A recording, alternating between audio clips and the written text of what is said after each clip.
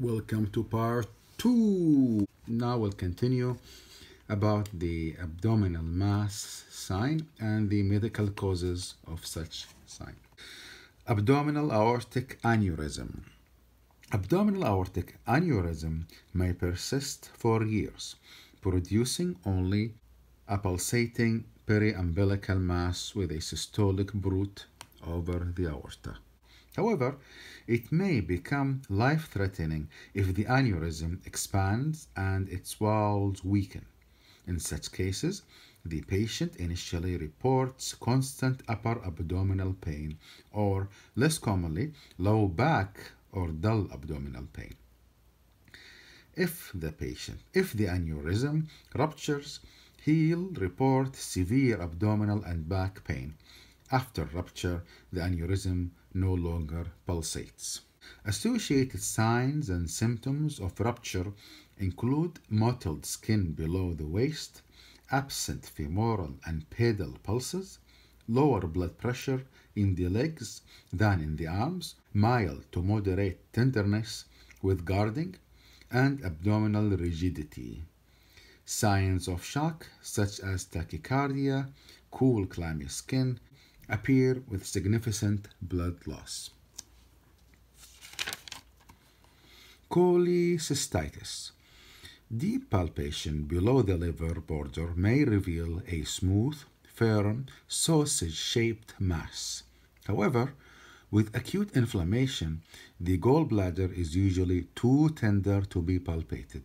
Cholecystitis can cause severe right upper quadrant pain that may radiate to the right shoulder, chest, or back. Also, it can cause abdominal rigidity and tenderness. It can also cause fever, pallor, diaphoresis, anorexia, nausea, and vomiting. Recurrent attacks usually occur 1 to 6 hours after meals. Murphy's sign is common in cholecystitis. What is Murphy's sign? Inspiratory arrest elicited when the examiner palpates the right upper quadrant as the patient takes a deep breath. Next comes colon cancer. A right lower quadrant mass may occur with cancer of the right colon, which may also cause occult bleeding with anemia and abdominal aching, pressure, or dull cramps. Associated findings include weakness, fatigue, exertional dyspnea, vertigo, and signs and symptoms of intestinal obstruction such as obstipation and vomiting. Occasionally, cancer of the left colon also causes a palpable mass.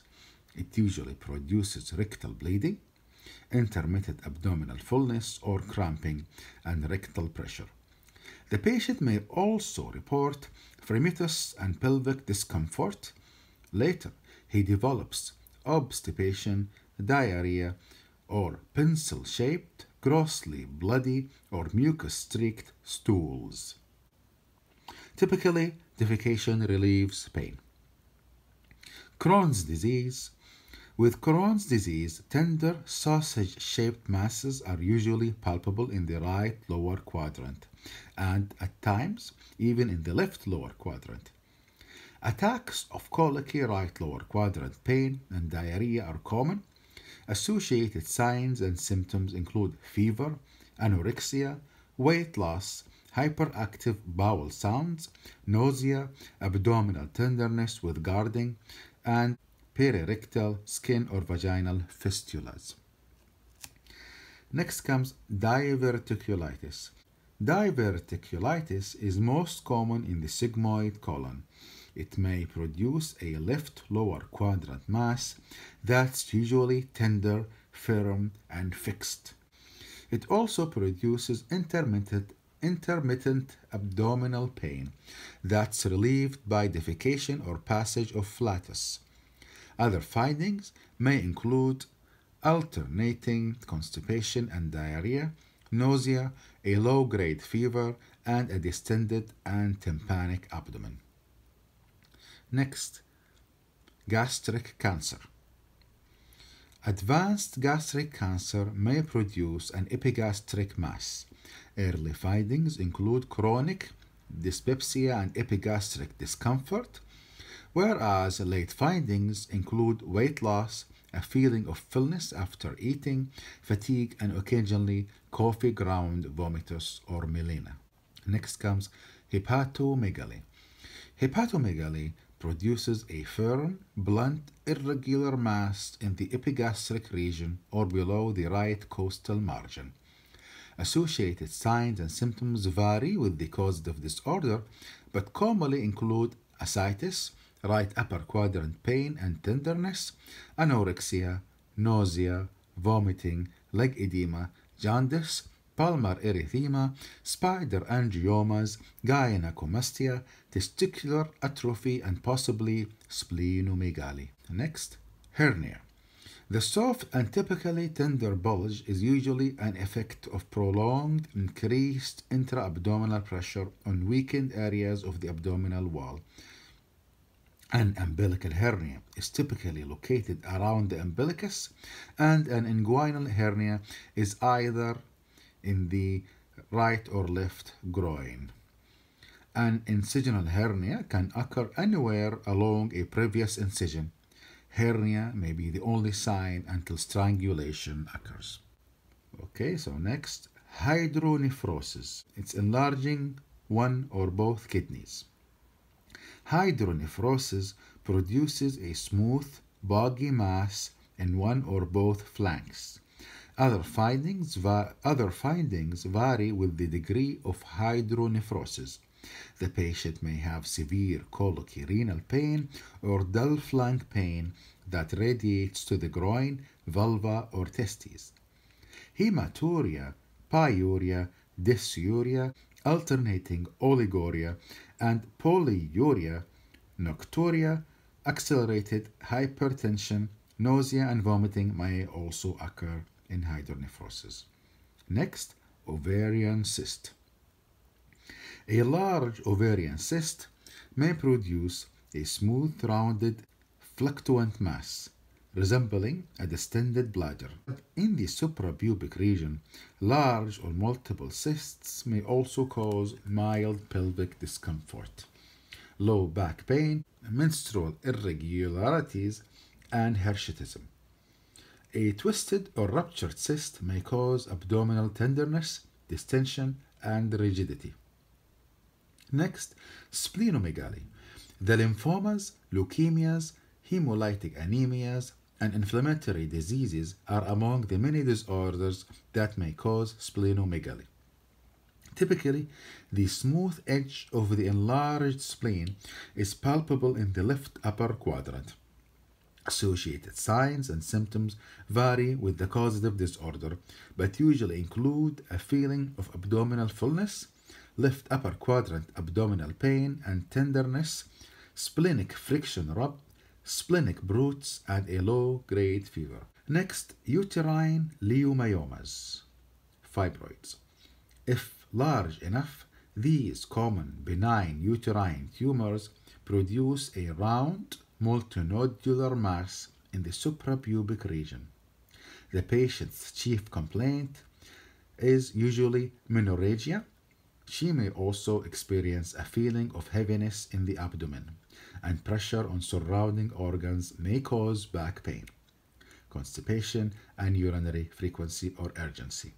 Edema and varicosities of the lower extremities may develop. Rapid fibroid growth in perimenopausal or postmenopausal women needs further evaluation. Special considerations. Discovery of an abdominal mass commonly causes anxiety. Offer emotional support to the patient and his family as they wait for the diagnosis. Position the patient comfortably and administer drugs for pain or anxiety as needed. If an abdominal mass causes bowel obstruction, watch for indications of peritonitis, abdominal pain, and rebound tenderness, and also watch for signs of shock such as tachycardia and hypotension. patient counseling, explain any diagnostic tests that are needed, and teach the patient about the cause of the abdominal mass once a diagnosis is made. Explain treatment and potential outcomes. So other consideration, pediatric pointers. Detecting an abdominal mass in an infant can be quite a challenge. However, these tips will make palpation easier for you. Allow an infant to suck on his bottle or pacifier to prevent crying, which causes abdominal rigidity. Crying causes abdominal rigidity and interferes with palpation. Avoid tickling him because laughter also causes abdominal rigidity. Also, reduce his apprehension by distracting him with cheerful conversation. Rest your hand on his abdomen for a few moments before palpation. If he remains sensitive, place his hand under yours as you palpate. Consider allowing the child to remain on the parent's or caregiver's lap. A gentle rectal examination should also be performed. In neonates, most abdominal masses result from renal disorders, such as polycystic kidney disease or congenital hydronephrosis. In older infants and children, abdominal masses usually are caused by enlarged organs, such as liver and spleen. Other common causes include Wilms tumor, neuroblastoma, intussusception, volvulus, Hirschsprung disease, which is congenital megacolon, pyloric stenosis, and abdominal abscess. Finally, geriatric pointers. Ultrasonography should be used to evaluate a prominent mid-epigastric mass in thin elderly patients. And that is all for the abdominal mass section of the Signs of Symptoms book. And most probably we'll be reading the section about abdominal pain in the next video, inshallah. So please don't forget to subscribe, like, and comment, and arigato gozaimasu.